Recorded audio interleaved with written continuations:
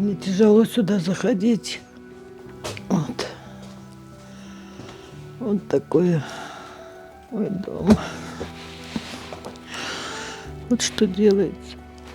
Более 20 лет Айши Мусаева жила в этом доме в селе Сейтеле Кировского района. Она по крупицам создавала здесь уют, вкладывая душу в каждый уголок. Случившийся в начале февраля пожар лишил женщину и 3 ее внуков крыши над головой. В этом доме я проживаю с 2004 года.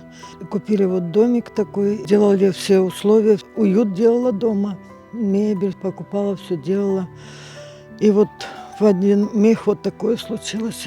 Причиной стала неисправная проводка. Пожар начался ночью. Айши ханым и ее 3-летняя внучка уже спали.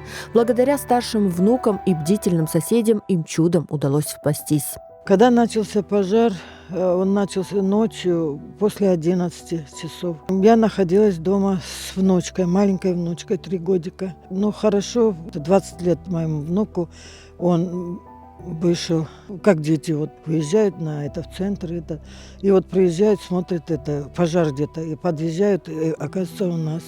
И вот хорошо вовремя вытащили, этот дом начал гореть. Быстро замотали девочку, это был холод тот вечер. Быстро помогли все, это документы сказали взять, документы успели взять. Сгорела полностью вот крыша.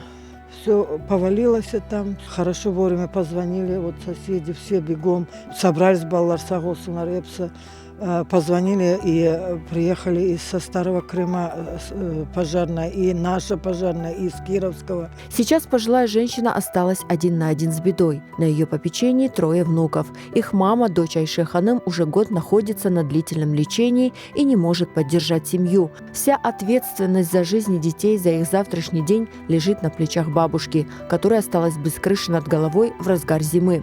Она просит всех неравнодушных помочь восстановить дом. Дочка в больнице уже вот год. Я сама год вот находилась с 3 внуками. У меня просьба, если сможете помочь, чтобы доделать дом. Мне бы хотелось просто доделать дом, все, и войти снова в свой домик, в свой уют, дальше жить.